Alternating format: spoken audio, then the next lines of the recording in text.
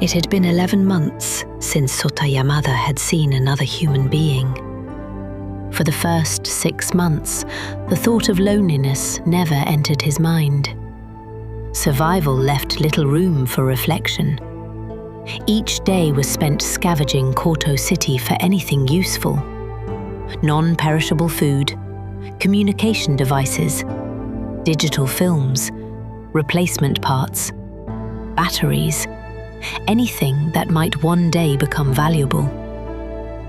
He knew the location of every 7-Eleven within several kilometers of his home, and had stripped each one bare long ago. His basement had become a carefully constructed refuge. The walls were reinforced and soundproofed. Shelves overflowed with scavenged supplies. Crates of dried noodles, canned goods, tools, and electronics lined every available space. For 6 months, survival had been enough. Then, the silence arrived. Now, nearly a year after seeing another living soul, Sota found himself fighting an enemy far more difficult than hunger or cold: loneliness. His neighbors had disappeared one by one. Some left Koto City in hopes of finding family elsewhere. Others simply died.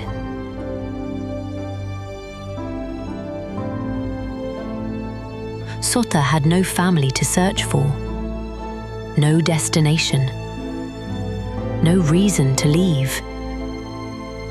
In the 39 years since the abandonment, Tokyo had transformed from one of the cleanest, most vibrant cities on Earth into a slowly decaying wilderness of concrete and rust. "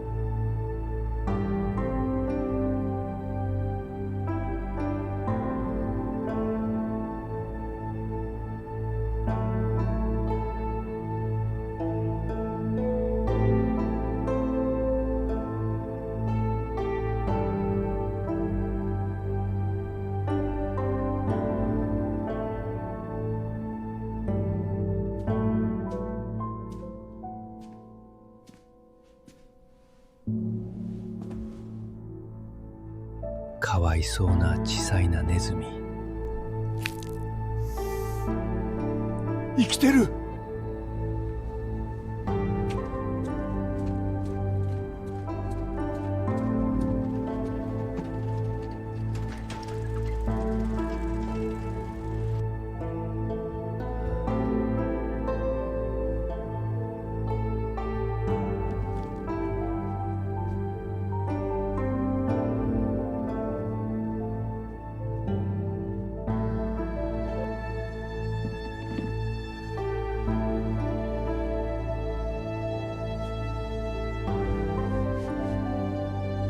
心配しないで。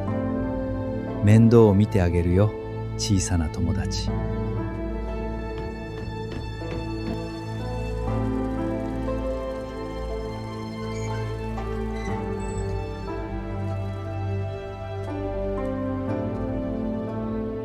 て、何の建物だったっけ？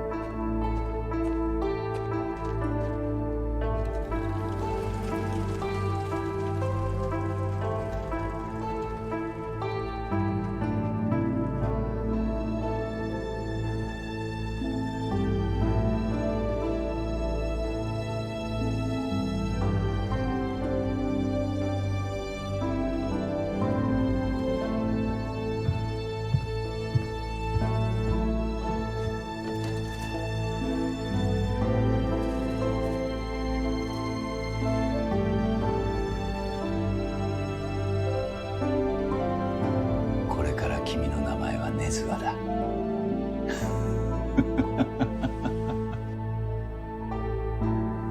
君と出会えて本当に嬉しいよ、トマチ。お水とご飯を用意してあるからね。朝になったら数時間出かけるくれど、必ず戻ってくるよ。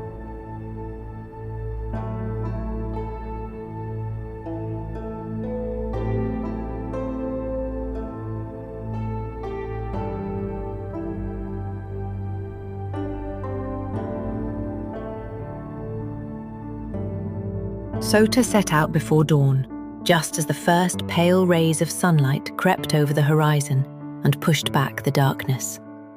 His destination was Ota Ward, one of Tokyo's wealthiest districts, where towering luxury condominiums still stood as monuments to a world that no longer existed. Long before the collapse, only the affluent could afford to live there. Now, those same buildings offered something far more valuable than prestige: power. He knew the route well and estimated the journey would take just under 4 hours if the roads remained clear. As he pedaled his mamachari, his thoughts returned to his newest companion. Nezumi was depending on him now. That changed everything. The plan was simple: locate one of the high-rise residential towers that still possessed a functioning compact nuclear power core. Many had been designed to operate independently for decades, their reactors quietly humming beneath layers of concrete and steel long after the city around them had fallen silent. If he could gain access, he might finally be able to recharge his depleted IPCs. Winter was closing in with each passing day. The nights were growing colder, supplies were becoming harder to find, and survival would soon become far more difficult. For Sota and Nezumi, time was no longer a luxury. It was a dwindling resource, and every kilometre toward Ota Ward improved their chances of seeing another spring.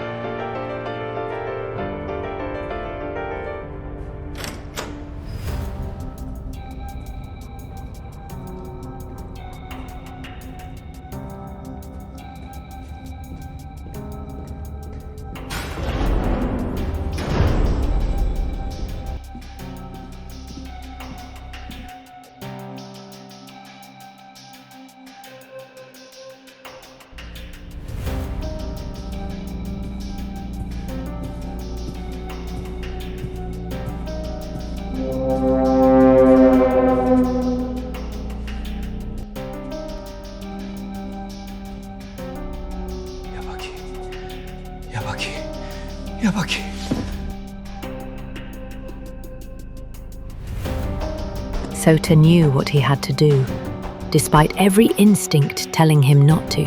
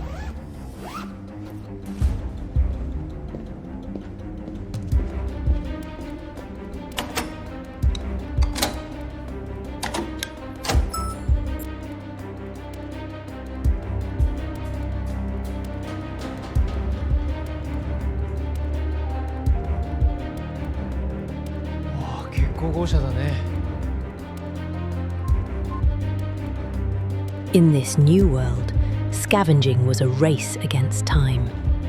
Sota had long ago mastered the art.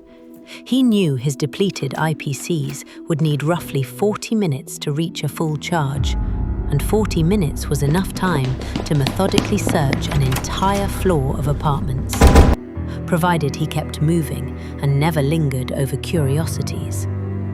Experience had taught him that hesitation was the enemy of survival. Every unnecessary minute spent inside an unfamiliar building was another minute inviting the unexpected. With practiced efficiency, he slipped from one apartment to the next, his eyes instinctively separating the useful from the worthless.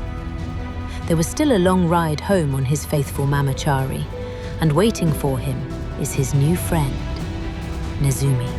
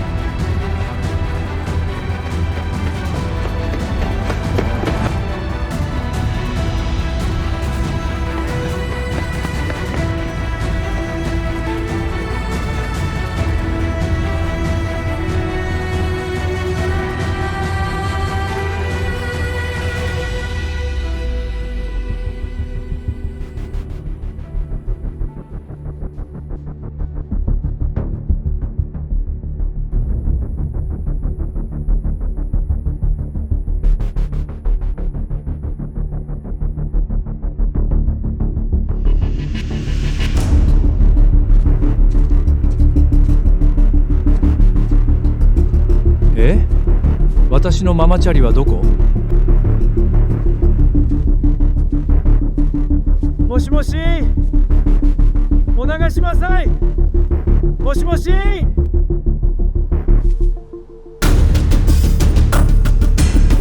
もしもし、お願いします。